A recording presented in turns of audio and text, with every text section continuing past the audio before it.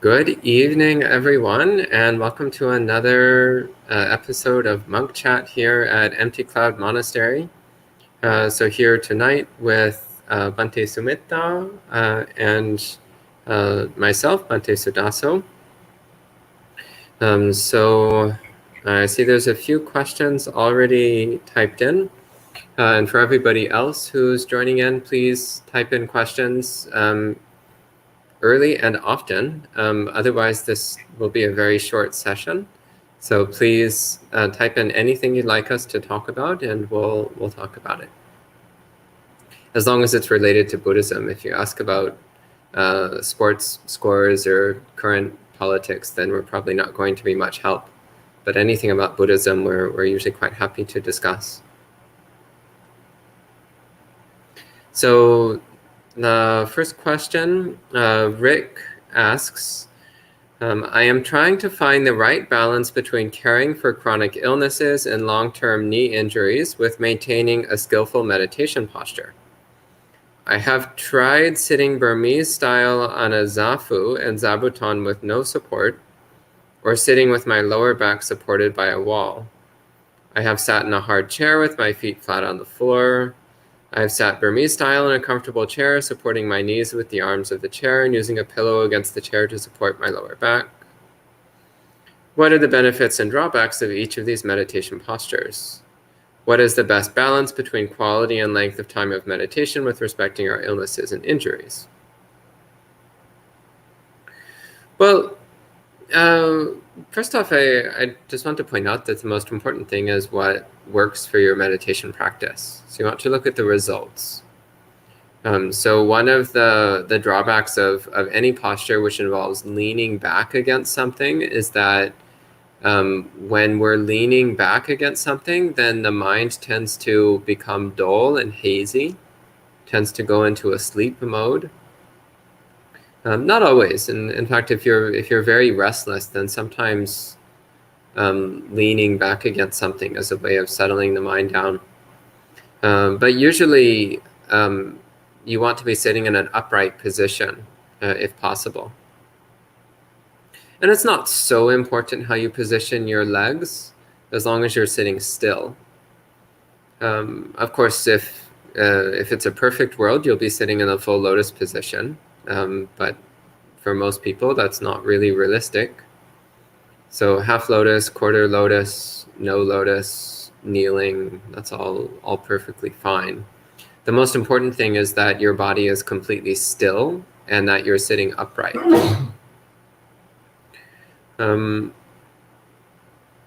But when you have serious body injuries, then you just have to work around that. You don't want to make your injuries worse. But you also need to be honest with yourself about whether it really is that you're trying to avoid injuring your body, or whether it's just that you're trying to avoid sensations that you don't like. So pain is an inevitable part of life, and it's an unavoidable aspect of meditation practice. And learning how to accept pain and not be bothered by pain is an important part of our practice. So at some point, you just need to learn how to deal with pain. So make sure that you're not just running away from pain. Make sure that you actually are sincerely trying to avoid worsening an injury, and not that you're just running away from unpleasant sensations. So those are my thoughts on the matter. Bhante, do you have anything you want to add? Yeah, I think you also have to give priority to your sickness, because we don't want meditation to contribute to the aggravation of your sickness. But rather it should bring some kind of a comfort to you.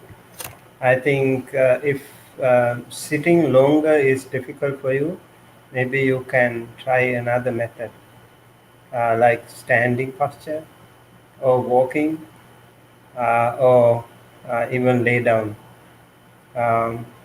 So you feel whichever is more convenient, more comfortable for your physical discomfort, and also for your meditation. I think you need to find balance between these things, and maybe you can try multiple um, postures on different occasions. That also can be helpful. Okay. And Aya Vimanyani is watching from upstairs in her quarantine room. So welcome, Aya. Good to see you. And Dave asks, what is the purpose of monasticism? Bante, would you like to answer this? I think we discussed this morning about that. The purpose of monasticism is to get rid of this samsara, to attain the nibbana. That is the precise answer. Yeah. Yeah. Just following up on that, just pointing out that ultimately Buddhist practice is all about renunciation. And monastic life is ultimately all about renunciation. So it naturally follows that monasticism is a central, core, and indispensable element of Buddhism. It doesn't mean that everybody needs to be a monk. In fact, that would be quite impractical and also extraordinarily unlikely. Realistically, very few people want to be monks. But yeah, there's a reason why when somebody is really completely dedicated to Buddhist practice, that they usually wind up living in monasteries. It's because monastic life is designed to be as close as possible an embodiment of the Buddha's teachings.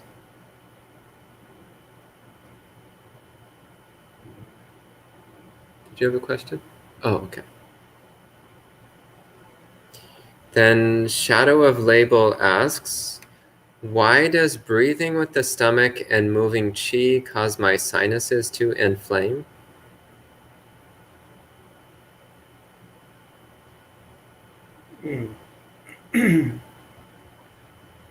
So belly movement, I think, is part of technique that is used by um, Mahasi tradition in Myanmar. I'm not sure if that is also used in Thai tradition.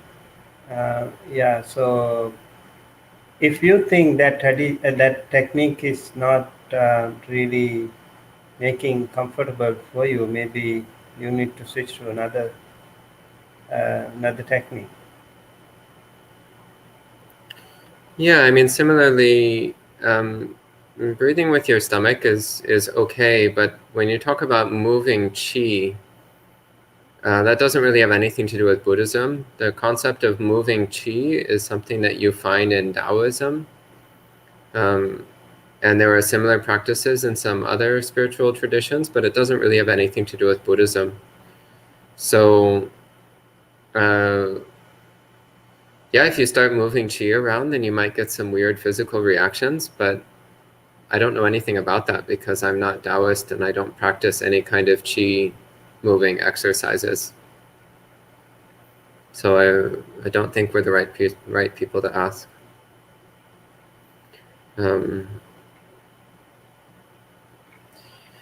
Roy asks, while meditating a few weeks ago, I saw an orange light for a very short period. It felt delicious, but there was no accompanying piti. I assume it was a nimitta. It never happened again. I haven't tried to recreate it as instructed. Is this something for me to learn from? Bhante, any Um, thoughts? Things like this can happen to any meditator.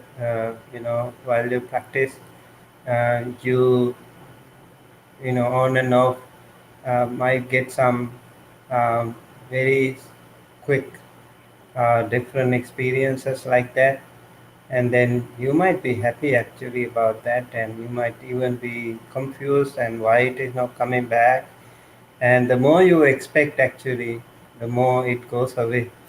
So better not expect such things, and just keep working on your meditation. If you are working on um, breathing meditation, just keep working on it. Whatever happens around is not actually part of the meditation. All those other things can actually even disturb your meditation. So make sure you are pretty confirmed and consistent in your practice, and um, your concentration is much more focused. And eventually, yes, you will get some much more delightful or rapturous thoughts. That actually is a different matter. But at the initial level, if you get any different kinds of colors or clouds or any other sensations or even happiness or whatever, it's not really something to bother about that much. Yeah. Okay, next, Nancy says, I am confused by the notion of secular Buddhism that I see promoted in North America. Is there such a thing? Well, so if you want a metaphor answer, you've asked the wrong monk. So my answer is actually quite simple, is that there's no such thing as secular Buddhism. There is such a thing as secular meditators who draw some inspiration from Buddhism. But they're not Buddhist, just to be completely clear on that. They're just secular meditators who like certain aspects of Buddhism.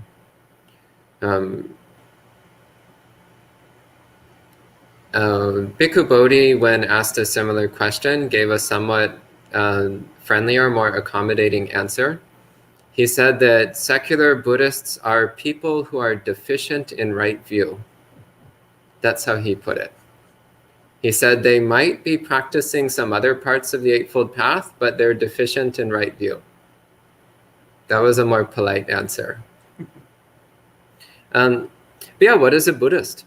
Ultimately, that's the question here. What does it mean to be Buddhist? And ultimately, what it means to be Buddhist is that one takes refuge in Buddha, Dhamma, and Sangha. So one acknowledges that there is such a thing as an enlightened being, which we call a Buddha. One acknowledges that the Buddhas teach Dhamma. They teach a path which leads to full enlightenment. And that Dhamma includes concepts like karma and rebirth, includes concepts like morality and jhana, includes concepts like impermanence and not self. And one takes refuge in Sangha. So Sangha is first and foremost, it's the monastic community. It's the monastic community which practices renunciation, which commits one's life entirely to living the Dhamma. So that's the traditional definition of a Buddhist that we've had since the time of the Buddha. So if somebody rejects significant elements of the Dhamma, then I would say they're not Buddhist. If somebody rejects the enlightenment of the Buddha, then I would say they're not Buddhist. And if somebody rejects the importance of monasticism, then I would also say they're not Buddhist. These are inarguable aspects of Buddhism. And so, of course, people aren't required to believe these things or respect the Buddha or respect monasticism. They're not required to. But it should be acknowledged these are core essential aspects of Buddhism. And somebody who outright rejects these things cannot properly be defined as a Buddhist. Those are my thoughts, Bhante. I think I agree with that.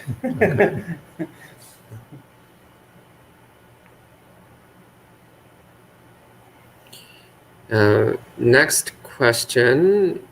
So Dulani says, I remember reading in the Chakravarti Sutta that it will be the first time when the wheel turner Sangha and the future Buddha Maitreya will be present at the exact same time and place. Is it possible, and are you able to explain more about it? I've always been interested in the topic of Maitreya Buddha. Bhante? She's talking about Chakravarti Sihanada Sutta? Yes, I think so. So she says there will be a time when a wheel-turning monarch um, will be present at the same time and place as the future Buddha Maitreya. Do you know what she's talking about? Not really. I think I had to read a little bit more about that. Maybe in future we will explain Because actually, about the sutta. But I I, remember like Gatikara and um, previous Buddha, Vipassi Buddha's time, um, Gatikara and when the Gautama Buddha, they were they were meeting, and mm, then um, uh, Gatikara came to the Buddha, Gautama Buddha, and he said we were friends before, and so we met right here. The Buddha even said we met right here in Rajgir. So Gatikara, the Brahma, he actually invited the Gautama Buddha to stay there for a while, meditate there for a while to bless that, because that was also exactly the very same place where the Vipassi Buddha was sitting. So uh, I remember that, but I'm not sure of the Chakravarti Sihanada. We'll take a look. okay. Then Kumu asks, why is Rahula uh, mentioned only in a few suttas? Same for Yasodhara. Wondering whether they played a role or they were into meditation and developing the mind primarily. Bhante Sumita? Yeah, I think one one thing that we can also think, the Buddha has not been like favoring any special thing.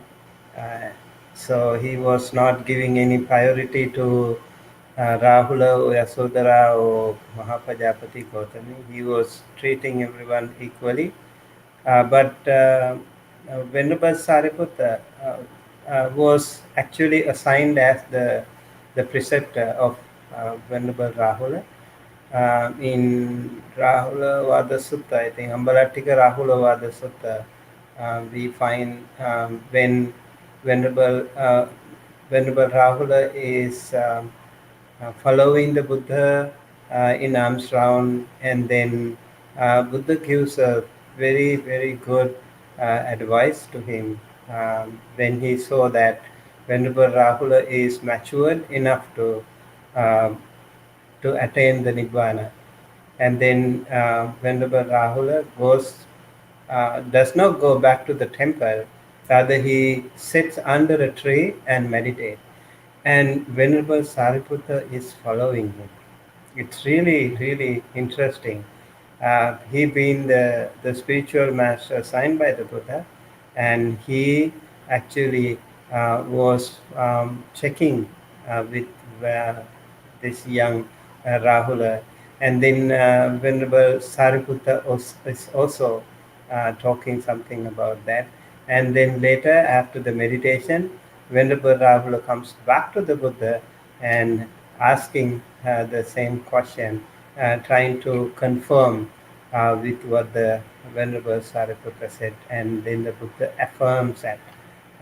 That's an interesting sutta. Venerable Rahula also, although he was the son of Prince Siddhartha, in fact, the Buddha's son, he was such a simple, very humble young monk, and it is said every time he sweeps the temple monastery garden, he would take a heap of dust into his hand, and he would throw it to the sky, and he would pray and wish, may I get many more advices from my spiritual masters, just like this dust. So many. Look at the humility, look at that simplicity and such humble nature of these wonderful masters. The more we read about their biography, the more we feel so respectful towards all these people. Now, Venerable Ravula said one time when Venerable Sariputta was sweeping the ground, and he saw his robe was touching the ground, And then Venerable Rahula mentioned he was such a small monk. And then Venerable Sariputta as the chief high command in the Buddha's Sangha order. And he was so humble again. He was bowing towards that side, it is said, out of respect for that, because he gave some advice to him, reminded something.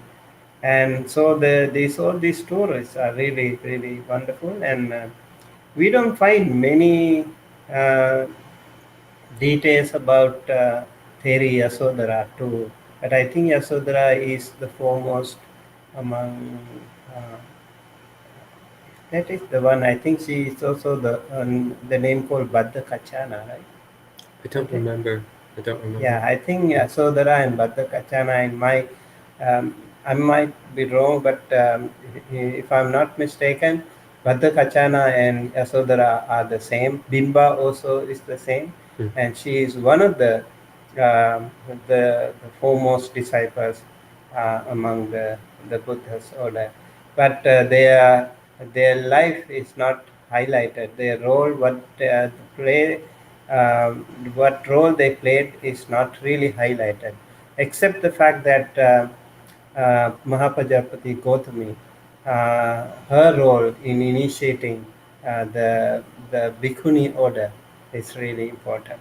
And so Mahapajapati Gautami was wearing the robe, and then went to the Buddha with 500 other women to be ordained, and Venerable Ananda also, it is said, intervened in that matter. And then Buddha rejected, actually. At the beginning, he refused to ordain the bhikkhunis, women, and eventually traditionally, it is said he prescribed Atta Garudhamma, 8 Garudhammas for the bhikkhunis. And then, yeah, it was like that. And also among the Chira Rattanyu bhikkhunis, Mahapajapati Gautami was the foremost. And Mahapajapati Gautami theory also is mentioned when she was about to pass away. It is said she went to the Buddha, and then Buddha had also a tradition. It's like a tradition when the Arahant disciples, when they come, pay respect to the Buddha just before their final goodbye. It's like they know they are going to die, and they come to the Buddha, and then the Buddha would ask them to give a Dhamma talk in front of the Buddha. And then Mahapajapati Gautami Theri, she gave a Dhamma talk, and it is said the Buddha followed up with Mahapajapati Gautami Theri to the gate of the monastery, appreciating her wonderful nature, wonderful qualities of Mahapajapati Gautami, which normally a Buddha doesn't do. Only to a stepmother he would do such an honor. Mm. Yeah, that's about the stories that we know. Maybe some more we can figure out later on. Mm. Okay. And Aaron says, sometimes I really enjoy some good old-fashioned nonsense. What does the Dhamma say about nonsense? Well, a couple Pali terms come to mind. One is papancha, which means useless proliferation or unnecessary complication or mental noise. And the other word that comes to mind is sampapalapa, which means useless speech. So nonsense, engaging in reading nonsense, talking nonsense, thinking nonsense, is not only useless, it's counterproductive because it makes your mind noisy and messy, which is going to be an obstacle to the development of concentration and wisdom. So it's best avoided. And also, why are you interested in nonsense in the first place? Is it boredom? Are you trying to find entertainment? Are you just trying to find some way to distract yourself? Well, if so, distract yourself from what? From your present moment experience? Why would you want to do that? Boredom? What is boredom? Boredom is aversion to the present moment. Why are you so averse to the present moment? So looking more closely at why you want to pursue nonsense in the first place, and you'll probably find that the motivation there is not particularly wholesome, and that you'd be much better off practicing mindfulness and equanimity. I think there are also 32 stories that should be avoided, right? Raja Katha, Chora Katha.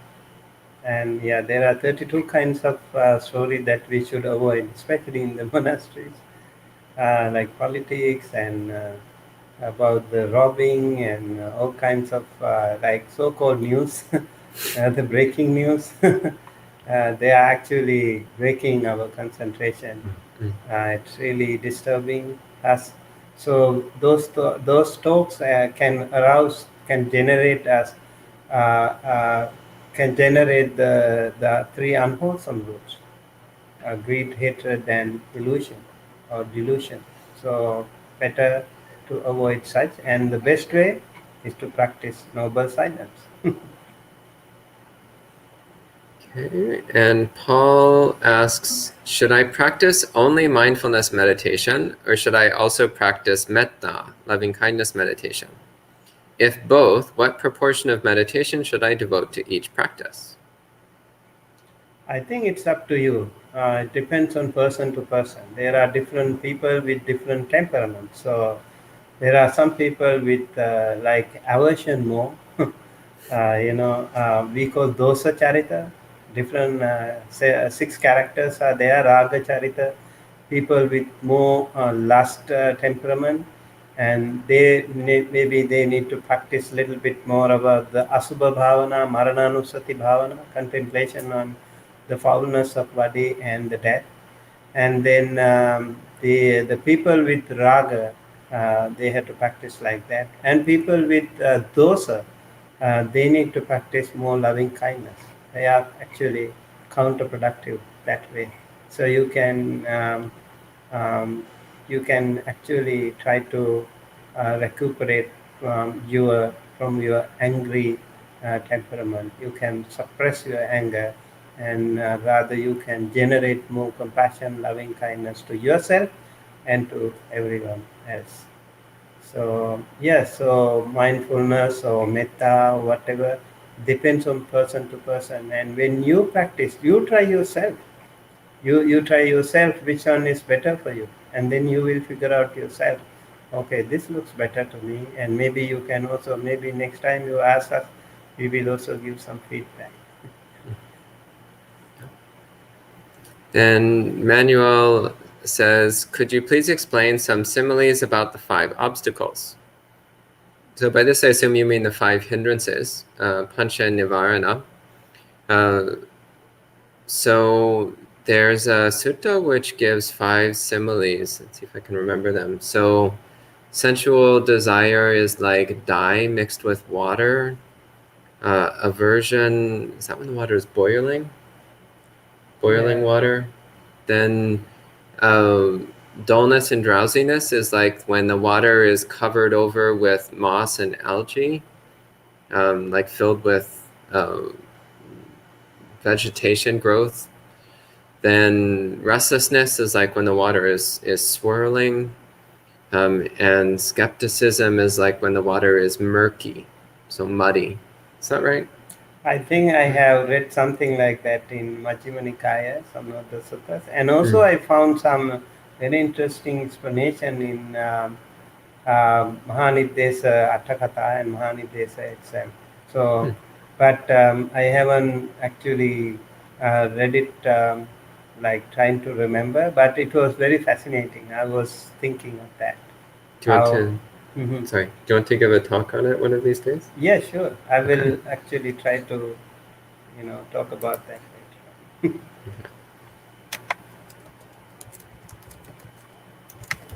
Okay. We'll put that on the list. Then Rick asks, could you share a little of your experience with your growth in your practice in learning to be at peace when pain is present? My own pain. Like I think most of us we have if we don't have any chronic pains, we just have like body pains, and also depends on time to time, mood to mood, session to session. It can be varied. Yeah, so um, the more you practice, I think those pains and all can be tolerable. And at the beginning, we would sit like this. So it was very difficult at the beginning, you know. That's how we mostly start. And then slowly, the gravity, the theory of gravity starts. So we keep doing it. And now we can keep our knee right on the floor. So you keep practicing, and the pain will be also gone. And then it's important to have right postures like the straight back, respiratory system should work smoothly, and every time try to remember. I think in our guided meditations also we always advise people to maintain their posture correctly, and even in your day-to-day other settings, like even when you sit uh, um, on a chair, make sure that you do not bend your back. Straightening back is important. And when you have a pain, just try to see like what I say, like where is the pain actually. Let's say like I have a pain in the lower back. I try to figure out where actually is the pain. Then I notice like it's like jumping here and there. It's difficult to find where actually is the pain. It's coming and it's going. So appearing, disappearing is also there. Sometimes it's very painful, sometimes it's less, but it doesn't stay there forever. And then you can also, if you want to like meditate on that, you can also turn it into vipassana, whether that pain is mine, me, myself, or something, or whether that is good or not, or you can see it's going, it's not permanent. So that way, I think personally, I feel the more we practice, the more um, good we becomes, and more confident we becomes in our pain. And sometimes it's really good to have some. I do this also, like practicing loving kindness. Let's say like I have a pain in my knees or back, lower back or something.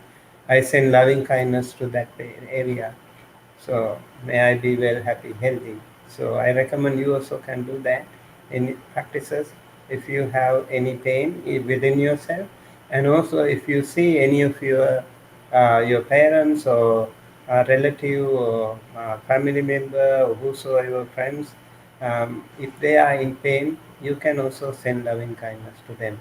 That's another way. And then mm, breathing, anapanasati, like when you breathe in and breathe out, like you gain the good positive energy and remove the pain with the outgoing breath. That's another practice that I personally do. And next, Tan Gang joining in. Hello, Venerable. Good to see you. Tan Gang says, can you talk about Vipassana Upakalesa? And what is the proper word for it in English? In English, it's usually called defilements of insight or corruptions of insight. As for talking about it, are you familiar with Vipassana Upakalesa? Not that much. Not that much. They talk about it a lot in the Mahasi tradition, but I don't practice Mahasi, so I'm not really the best person to talk about it either. So I think we might have to take a rain check on this one. Yeah, I have vague memories of having read about it years ago, but it's not part of the meditation style that I normally use. Next, Rick asks, how do senior monks adapt their practice when impaired by old age and infirmities? Bhante? I think one way of doing it is chanting. Chanting really also brings you heal. healing, and also loving kindness. When you are in pain, send a loving kindness to others. So even when you are bedridden, you send well-being, happiness to others around, and you feel better.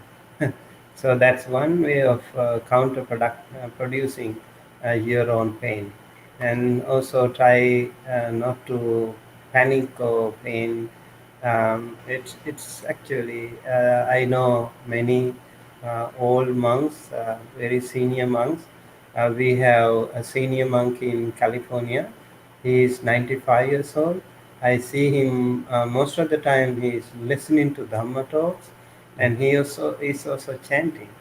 And he also has a really wonderful practice of practicing generosity. Like people offer him some requisites, and he keeps them. And on his birthday, he he distributes to all the other monks. Really, really wonderful practice. So all these things, they have their own ways.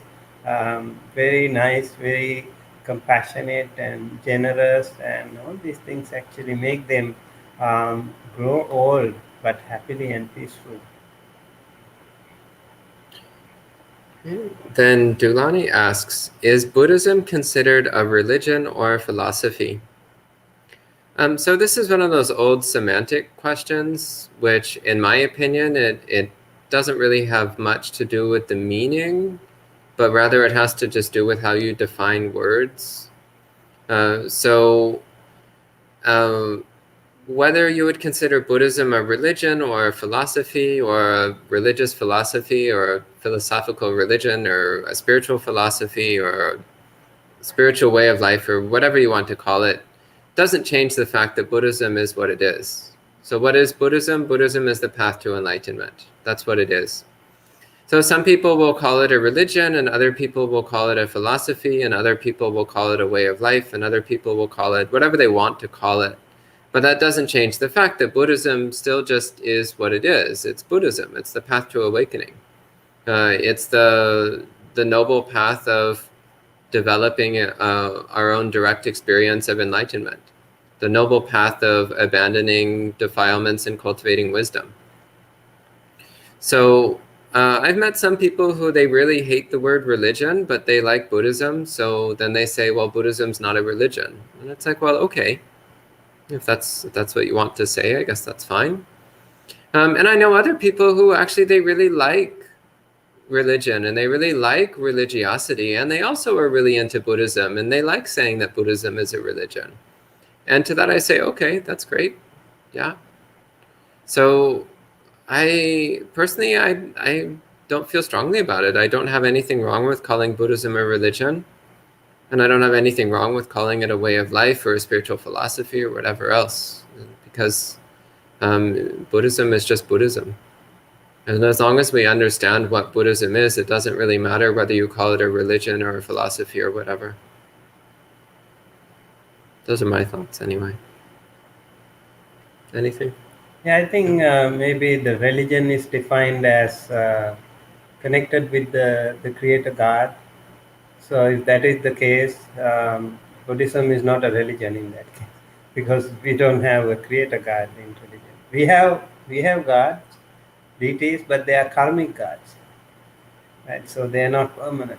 Um, so yeah, that's why I think some people tend to say like it is not a religion. Yeah, as Bante Sudaso mentioned, I think I totally agree.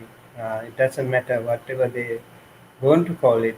What is important is the practice, whether it is a lifestyle or whatever. I think it's important that we know the proper conduct, sila, samadhi, panya, that way lead into uh, the the realization of the Four Noble Truths.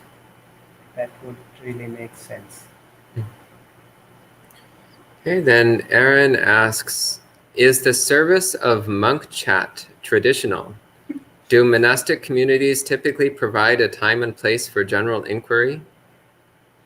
I mean, every monastery I've ever lived at has something like this. None of them call it monk chat, but they all have some kind of way where you can meet with the monks and ask questions.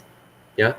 I think it is really also a good question. Like whenever you meet a monk, don't talk about other gossip or other Rajakatha Chorakatha. Don't talk about politics and sports or other things with the monk. Talk about the Dhamma. You know, when you meet a monk, they have been traditionally trained. They have become a monk for a while, and maybe it's time for you to ask something about the Dhamma. And some people also come to the temple, then they just want to spend time, you know, and then some people want to talk about some other issues or whatever. But it should all be related to the Dhamma. That's what all matters, I think. Otherwise, don't waste their time and don't waste your time. You go to the temple to find peace and happiness, and when you come back from the temple, you should have that more peace and more happiness with you. Yeah. And Scott asks, have the Bhantes got any examples of when they have used Buddhist methods in extreme situations?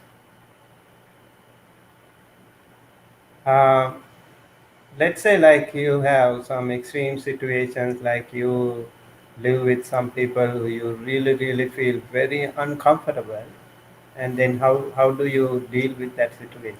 uh, or let's say like some panic situations, like natural disasters. These are some of the situations that we, even in Sri Lanka, I remember there was uh, a civil war in our country. So those situations, how we also deal with that, and we were also working with the people, blessing them, everyone, and trying to bring some peace, happiness to them. And I think practicing loving kindness in all scenarios made so much good to me. Personally, in my difficult situations, difficult times, we might feel, uh, see someone who is not really comfortable with you, and then, or they might even try to harm you or abuse you or yell at you or whatever. Practicing loving kindness can save you. Can save you and also the other person, and it really helps. And if someone is in pain, you just listen to that person, even if you don't know how to advise to that person. Just be kind enough to be patient. Listen to that. Maybe that itself will release the pressure of that person. um, yeah, some of the tips that I can give you. Yeah, the other thing that I would say is that in extreme situations, you're usually not going to have so much time to think about Buddhist practice. Rather, what's going to happen is that you're going to fall back on your habits. So if you've been practicing Buddhism very sincerely and diligently for a long time, then your habits will be to use Buddhist methods. Your habits will be wholesome. But if you have not been practicing very sincerely, and or if you're fairly new to practice, then your habits are still going to be pretty deranged. So then in extreme situations, you'll fall back on your old derangements. So usually how this comes about is that after you've been practicing Buddhism sincerely for many years, then you'll find yourself in an extreme situation, like a situation where someone's trying to hurt you, or it's very dangerous or very upsetting. And you'll realize that your mind is calm and peaceful and clear and compassionate. And it's not necessarily that you tell yourself, I'm now going to use Buddhism to make my mind calm and clear and peaceful and compassionate. But rather, it's just because that's what you've been training your mind to be. So for many, many years, you've been training your mind to be clear and calm and peaceful and compassionate. So that's what it is. Even in extreme and difficult situations, that's still what the mind is. So it's basically just keep doing your Buddhist practice under the easy conditions, and eventually you'll realize that in the difficult conditions, you'll do the same thing. You don't even have to think about it. So next, Piyal and Indira ask, what is the basic difference in the practice of Chittanupassana versus Dhammanupassana? In the sutta text, there's a long list of items for Dhammanupassana. Some of them may not be practical to contemplate. What is your take on this? So I assume you're asking about Satipatthana practice, the third and fourth Satipatthana. So the third one, Chittanupassana, is mostly about states of mind. So the mood of the mind, or the emotion of the mind, or the characteristics of mind. Whereas Dhammanupassana is more about mental objects. So the simplest way of relating to the difference is that Chittanupassana is the basic feel of the mind, whereas Dhammanupassana is any mental objects or thoughts or images that are appearing in the mind. So kind of like Chittanupassana, to use the simile of a painting, Chittanupassana is looking at the texture and shape of the canvas, whereas Dhammanupassana is looking at the picture on the canvas. So the two are, from one perspective, they're not separable from each other. But from another perspective, you can see how there's two different aspects of mind there that you're paying attention to. As for your statement that some of the items in Dhammanupassana are not practical to contemplate, that's not my experience, and I think all of them are things that you can see in your own mind. Some of them are easier than others, of course, but all of those are things that you can see in your own mind. But if you find the big long list of Dhammanupassana, if you find that too much, well, don't worry about it. Just take it in its simplest meaning, which is mental objects. Observing objects appearing and disappearing in the mind. Then that's something you can work with and use in your practice. Bhante, do you have anything you want to add to this? Yeah, I think I'm good with that. Okay. Okay. Then Kumu asks, in Paticca Samuppada, isn't the cause of ignorance, the first step, isn't the cause of ignorance vijnana, even though the 12 steps do not have vijnana as the first cause, because vijnana is a must to be ignorant? What do you think? Vijnana is... I think their point is, if you don't have any consciousness, how could you have ignorance? So then don't you need to have consciousness in order to have ignorance? Yeah. So I think it goes with the Paticca Samuppada too, right? Avijja, Paccaya, Sankhara. It's actually a circle. So in the circle, we don't really know what is the beginning. If it is a circle, so everything is interrelated. They are mutually helpful to each other. So dependent. That's why it's called dependent origination. They are depending on each other. So we cannot really say what originates the other. Rather, we can say they actually are mutually helpful to each other. Yeah. Okay, then Amit asks, how do I contemplate the mind clinging to the aggregates? Well, first off, I would say is to pay attention to the aggregates themselves, one at a time. So the aggregates themselves and the clinging to the aggregates are two different things. So notice the body, for example.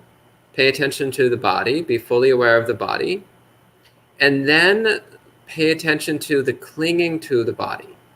Notice that there is the body, which is one thing, and there is clinging, which is another thing.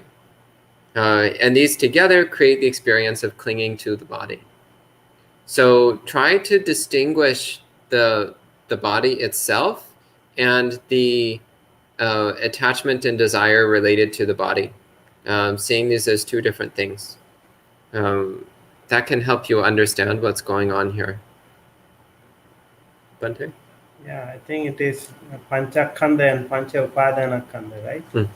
So 5 aggregates and the clinging aggregate. So the clinging nature happens because when we have, let's say, like you see something and then you like it and then you cling to it. You like it, so you want, because of your own Sakaya Ditti.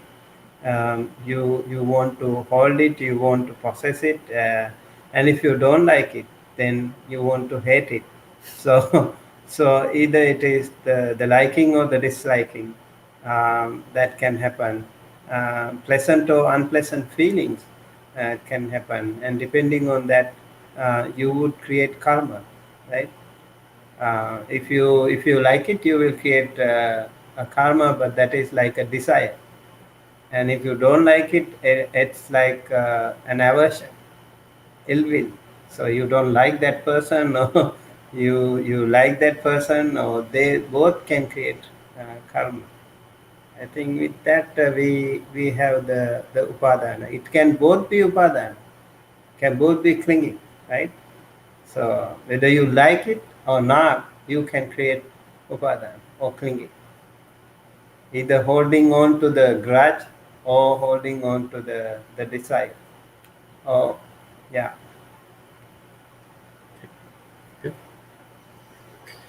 Then Gurgel asks, could you please share some words on the 3 extra precepts? I assume you're asking about the difference between the 5 precepts and the 8 precepts.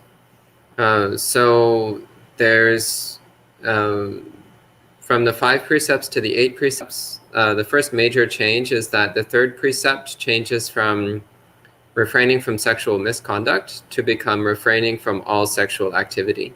So that's the first big change. Then the 3 extra precepts are, first off, vikala bhojana, so not eating at the wrong time, which for monks, that means not eating after noon. In the Mahayana tradition, this is sometimes interpreted a bit differently, but in the Theravada tradition, it's usually interpreted as not eating after noon. The second one is refraining from entertainment and a self-beautification, which, and then the third one is refraining from luxurious beds. So these are 3 renunciant precepts which help us to cultivate a simple mind, a peaceful mind, a clear mind. So we're not fixating on food all the time. We're not agitating the mind with entertainment, so music and shows and so on. We're not interested in vanity. So we're not trying to beautify the body by putting on jewelry and makeup and perfume. So we're putting down our obsession with personal appearance and attractiveness. And we're also very careful not to lounge around in bed all day, so that we use our time wisely and focus on our spiritual practices. So that's what these 3 extra precepts are for. They're to help us cultivate a quiet, peaceful, alert, focused mind that stays committed to one's practices of study and meditation. Yeah, I think it also helps us become more simple, humble, and down to earth. And it also helps us get rid of our ego because we always try to build up our ego. So you become simple, humble, and you sit on the floor. Some people even think like when you don't have like dinner, you get like gastritis. But actually, when you skip dinner, and not only gastritis but also many other diseases will be gone. So it really helps eventually, and most importantly, it helps our meditation. It For sloth and torpor, what we call thina midda, it's also a very wonderful way of uh, working with that when you don't have when you practice these 3 extra precepts. That's why in traditional Buddhist countries we have 8 precept practice on every full moon day. So they come to the temple and observe 8 precepts. So once in a while you need to do that. Actually, it's also kind of detoxing. So once in a while it's good to practice fasting, not taking food, dinner, skipping dinner once in a while will be helpful to you. You also learn how to renounce. how to let it go, how to renounce eventually. This is just a glimpse of uh, renunciation practice. Hmm. Okay, then next, Kelvin asks, in the case of political upheaval, should the monastic community rebuke unrighteous leaders? So this is a complicated question. So I'll start with what is not controversial, which is that monks should condemn unrighteous behaviors. So I don't know of any monk who would disagree with this. So it is our duty as monks to clearly state things like killing is wrong, stealing is wrong, abusing people is wrong. This is undeniable. And sometimes you can make statements where it's pretty clear who you're talking about without actually saying names. So if your political leader is currently, for example, taking away people's health care, then you could say a statement like, taking away people's health care is not very compassionate. We should try to make sure that people have access to health care. That would be the moral thing to do, is to help people have access to health care. So then you don't need to name any names, but people will probably be pretty clear about who you're talking about. In fact, you probably already know who I'm talking about without too much thought on the subject. There's some debate as to whether it's okay to actually name names, to directly say, well, Mr. So-and-so is an unrighteous leader because they're doing this bad thing and that bad thing and supporting this harmful policy and so on. I'm personally of the opinion that as long as we're really clear that what we're condemning is unrighteous conduct, and as long as we're clear that people themselves are subject to change and are not defined by their behaviors, then I think that's okay. But we do need to be careful to be clear on this. So if we say John Smith is an evil person, well, that's actually not a true statement because there's no such thing as a person. What we can say is that John Smith did something evil yesterday, and I hope John Smith stops doing evil things. That would be a true statement. But you need to know the right time and place to say those things. So the Buddha would sometimes criticize the political leaders of his time, and he would point out when they were doing unwholesome things. But he didn't talk that way all the time. He would only talk that way when it was wholesome and when it was supportive, when it would bring good benefit. So we need to be careful what we say and when we say it. And always to make sure that what we're speaking is genuine Dhamma and that we're not influenced by any kind of unwholesome motives. Those are my thoughts on that. Bhante, do you have any thoughts on this? Yeah, I think in the morning also we talked about Vevanyam hi ajhupagatoti. That means you have changed your color when you become a monk. So make sure your temple is not lenient to any political parties. So you welcome everyone whosoever wants to be blessed, do it, and but don't be politically lenient to any political party or something, because among your community there can be any person. They can have their own personal political view. That's fine. They come to the temple to practice, and you bless them. That's it.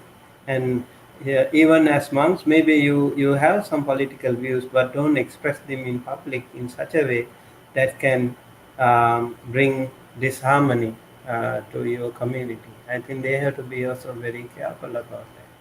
And I think Buddha also mentioned in several suttas about how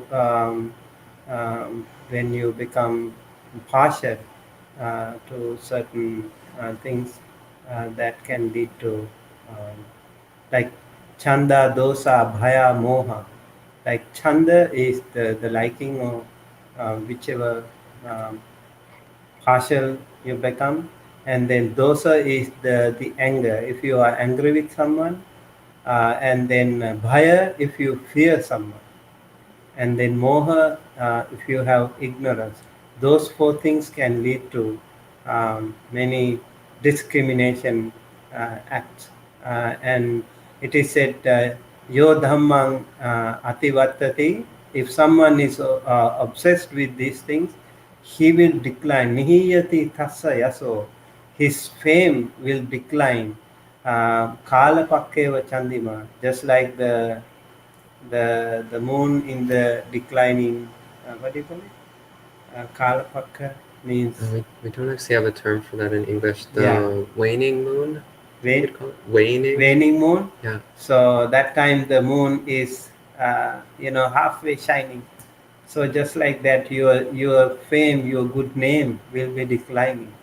So make sure you are not possessed or you are not overwhelmed with these discriminatory um, factors in you, some qualities. You have to be careful whether you are acting due to fear or due to anger or due to delusion or due to desire. Okay, then Eva asks, if one stops practicing meditation due to a hormone imbalance kicking in, could it deteriorate the practice itself?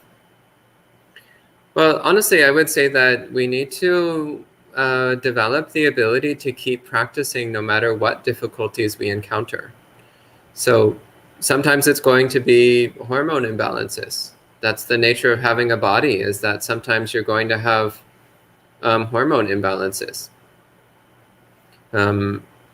Chemical changes in the body, chemical changes in the brain. These are things which can make it uncomfortable or unpleasant to meditate at times. But we do it anyway. You keep practicing. And as you keep practicing, then eventually you learn that even when you're experiencing hormonal imbalances, you're still capable of training your mind. Maybe it'll be a bit harder to get good samadhi, but you can still practice equanimity and you can still develop wisdom. Maybe normally you have restlessness, but then when you're in hormonal imbalance, then maybe it switches to sleepiness. Well, that's okay. It just means you get to work with a different hindrance. That's exciting. So I dealt with sleepiness for many years, and these days my hindrance flopped over into restlessness. I was like, well, this is exciting. This is new. This is fun.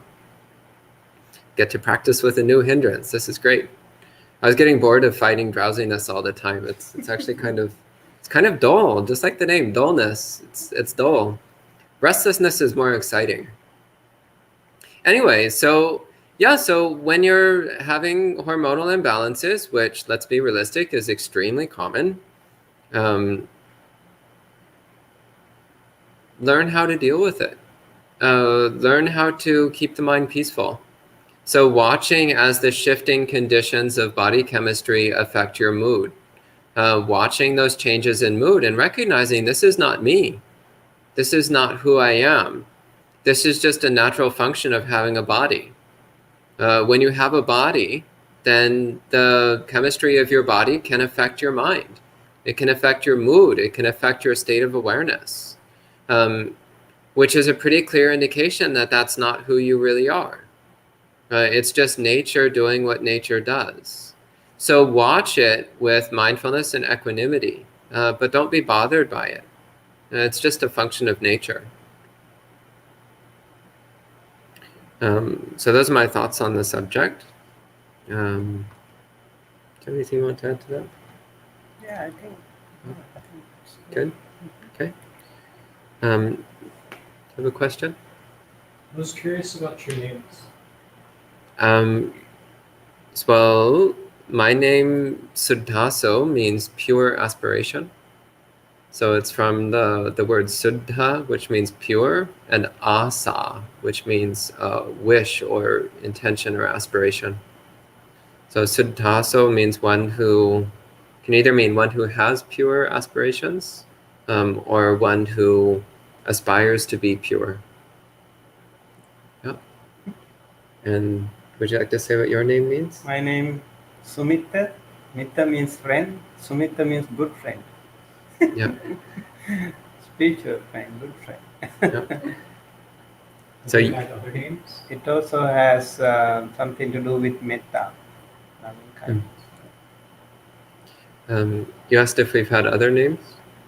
I've had a couple other Dharma names over the years, but Sudaso is the one that I use. The other ones are less relevant. If you catch me in another mood, I might talk about my previous names. But this is the one I use. Yeah, when I was a monk, I was given this name, and our lay name was different. Mm. So yeah, this is my monk name. We are normally given the Pali names, so that's my name. I like it. Then Kim asks, what is the role of the female gender in your monastery? Well, you don't see them here tonight, but we actually have 2 bhikkhunis here. So 2 female monks, as well as 2 male monks. And in fact, it's an open secret that this monastery is run by one of the bhikkhunis. So people, usually when they first come, they just assume that I'm in charge, just because I'm male, probably. But after a very short time, they realize that it's actually the bhikkhuni who runs this place. And I'm totally fine with this. In fact, I like it much better that way. So what's the role of the female gender in our monastery? Well, as much as possible, we practice gender equality here. So I don't tell them what to do, and they don't tell me what to do. But rather, we practice together, and we support each other in practicing as well as we can. That's what we do. And the same goes for lay people. So lay people who come here, whatever gender they are, we do our best to incorporate everybody in an attitude of equality and fairness, regardless of their gender. Then Rick asks, what types of foods, spices, drinks, etc. are supportive of practice and which are not supportive of practice?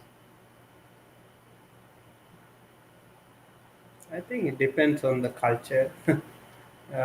Different communities have different food cultures. So, like um, like people in Asia, they like spicy food, and maybe some countries also like spicy food, but not everyone likes spicy food. Some like pizza, some like the other food like whatever. So it's okay. Like because of your long term practice with the food. Let's say like some people say when you drink tea, you can sleep. Some people cannot. But for me, I'm from a tea country, so for me, even if I take tea just before the sleep, I can sleep right away. So it doesn't really hamper my sleep that way. So it depends on how you are actually born and brought up with that food culture. Yeah, I would just add to that to see how it affects you. So if you notice that when you eat some particular food that then you feel sick or your mind feels dull, then try to avoid eating that particular food. But I personally haven't really noticed much difference. In some Buddhist traditions, they say to avoid certain things. So in Chinese Mahayana, they don't eat they don't eat any kind of meat or fish, but they also don't eat onions or garlic. And the idea is that avoiding onions and garlic helps to promote a peaceful mind. That if you eat a lot of onions and garlic, that it can inflame your defilements. I'm not so sure about that. Personally, I haven't really noticed much difference. But some people, they say they notice a difference. Yeah, I'd say just look at your own experience, see what it feels like. Generally speaking, eating healthy food in the right amount is the best thing for meditation. Not too much, not too little. Don't eat a lot of junk food. Try to eat good, healthy, clean food in the right amount. That's what's usually best for meditation practice. Then Amit asks, how do I reduce restlessness in sitting meditation? I keep having a sense of running off somewhere else. Do you want to speak about that? I think at the beginning it can happen to many of us, like this monkey mind.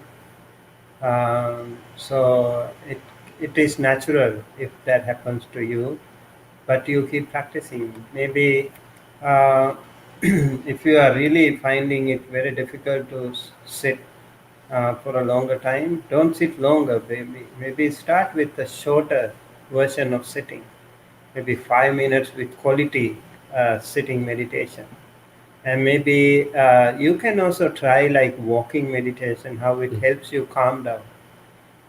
People with restlessness, I recommend also do the walking meditation first, and with that concentration, come and sit, and you will feel much more relaxed. Yeah, that I think is a good idea. It can happen depending on the situation you are in, maybe family background or like the pandemic, like many things can be contributing to this situation, or maybe your job or whichever. So you have to see what really is bothering you, what really is making it difficult for you. But if you continue to practice meditation, I'm sure this will really help you get out of that uddhacha, what we call uddhacha, the restlessness. It's a hindrance. Uh, it can happen to many people until and unless you attain jhana, the restlessness can be there. And even in jhanic mode, restlessness will be suppressed to a greater extent but not completely gone. And Amit adds to this, I can do long walking for 3 to 4 hours, but sitting, my body wants to move. Yeah, I would just add to that, pay attention to that urge to move. Look at that wanting to move. It's not the body. The body is just the body. Wanting is in the mind. Wanting is a mental phenomenon. So look at that urge to move. Pay attention to it as though it was somebody else. Recognize the craving that's involved. Recognize the discomfort that you're generating for yourself by participating in that. And pay attention to the peacefulness of sitting, the peacefulness of not needing to do anything at all. Sometimes it also helps to change your meditation technique, by the way. Sometimes the technique that you're using is just not right for restlessness. So try using a different meditation method and seeing if that makes a difference. I've often had times when I was trying to meditate and my mind was very agitated and bouncing everywhere. And after a few minutes, I just switched to a different meditation method and the restlessness went away. Or the restlessness can also transform into energy. Restlessness it's often because the mind really wants to do something. So if you're trying to force the mind to be still, then that's not always the right option. Sometimes the right option is to use a more involved meditation method that gives that energy something to do that is within the domain of meditation. And I've also found silent illumination practice to be very helpful when the mind is restless. But that, again, it depends on the person. So try out different things. So Amit follows up, I am contemplating the body using the breath. Yeah, that may be too subtle for a restless mind. Maybe you need to do something more active. Or maybe it's also possible, depending what you mean by contemplating the body. It's also possible that you're stirring up agitation in the mind. Pay attention to the peaceful and soothing quality of the breath. The peaceful and soothing quality of the body being still.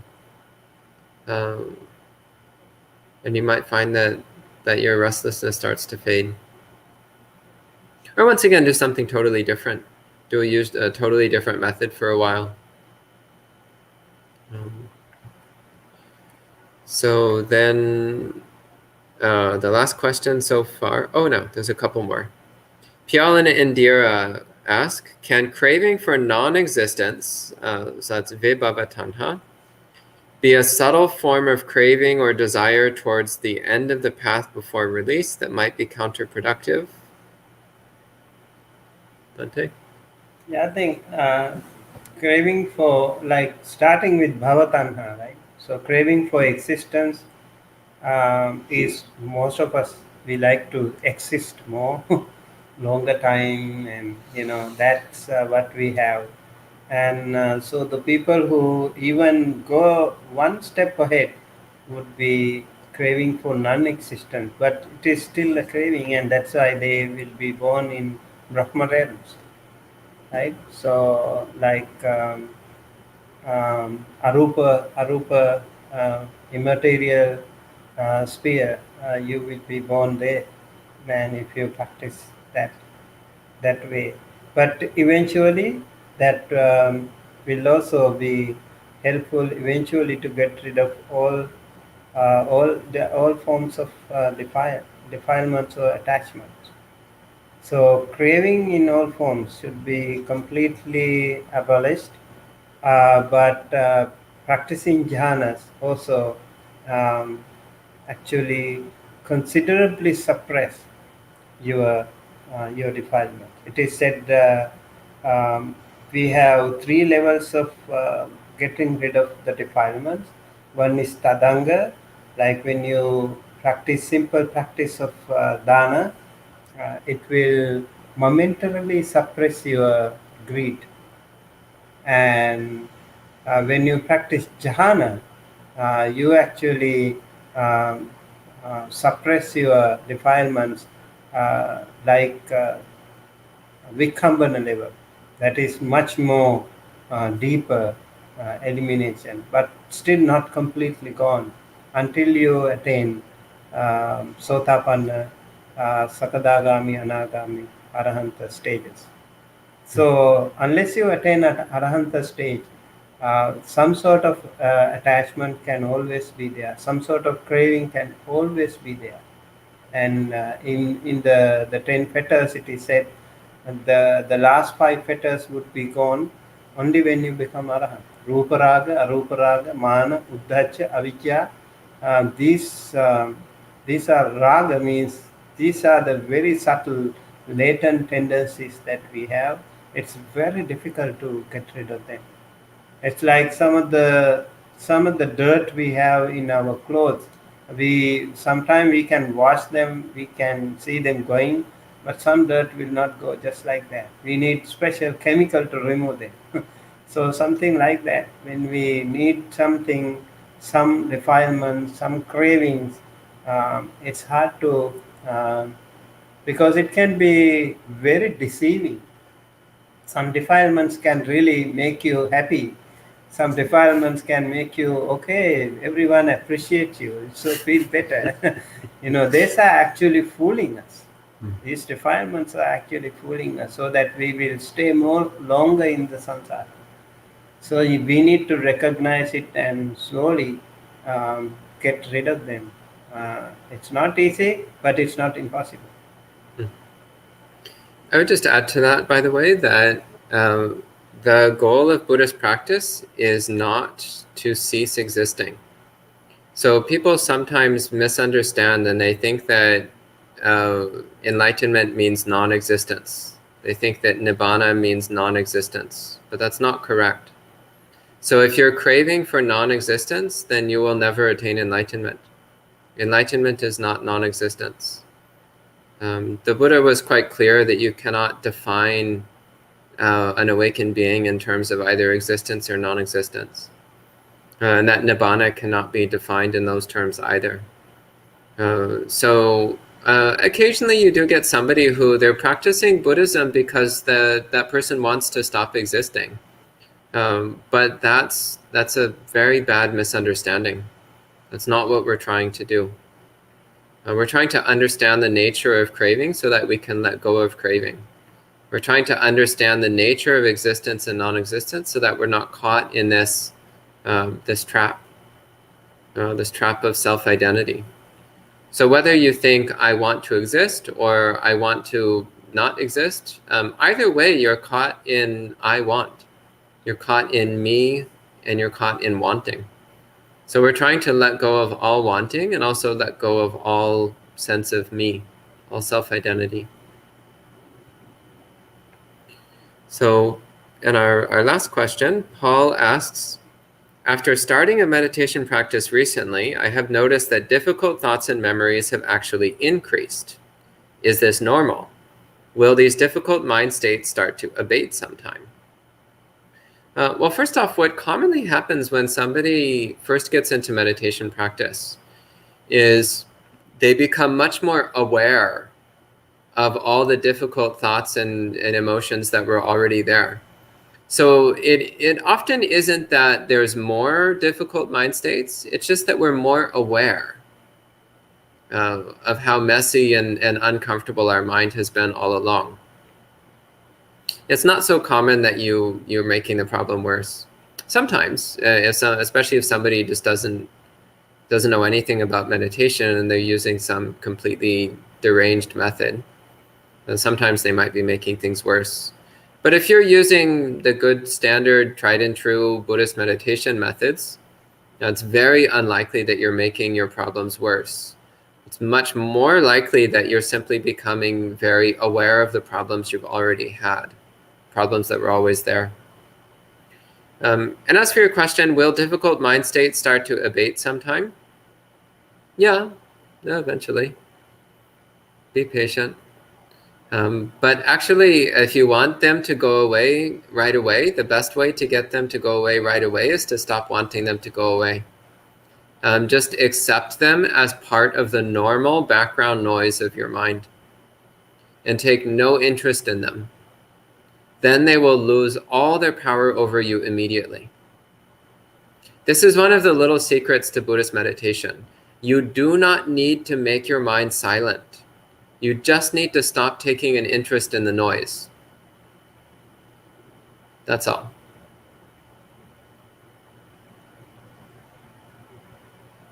Anything you want to add? Yeah, I think that's a good suggestion. Yes, so at the beginning, whenever we do something new, it can happen. Like you feel like the pressure coming up, like you have never set for a longer period of time, and then your body will resist you and your mind will resist you, and that is pretty much a part of everything. Like even in the society, if you do something, maybe let's say like you want to start a peace march for the first time here, and then people will feel like they will not accept it at the beginning, and so it takes some time for your body also to accept it and to register it. So keep working on it, keep doing it, and constantly regularly practicing can make sure that you register. Let's say like you practice every day 6 a.m., and when you keep doing it, your body will also eventually adjust to that, and then accept it, and then your body will need later on demand, hey, this is 6 o'clock meditation time. So yeah, that can be the case if you constantly do it. And then with the meditation too, like restlessness and all these things can happen, as Bante said. Yes, it is the mindfulness, that is the awareness, that we have been so much in the dark, we have not even recognized that so many things have been happening, us messing us around, and it is time for us to clear the mess. Yeah, keep working on that. And that's the end of the questions, and we're coming up on 9 o'clock, so I think we can go ahead and end there for the evening. So we'll end with 3 sadhus.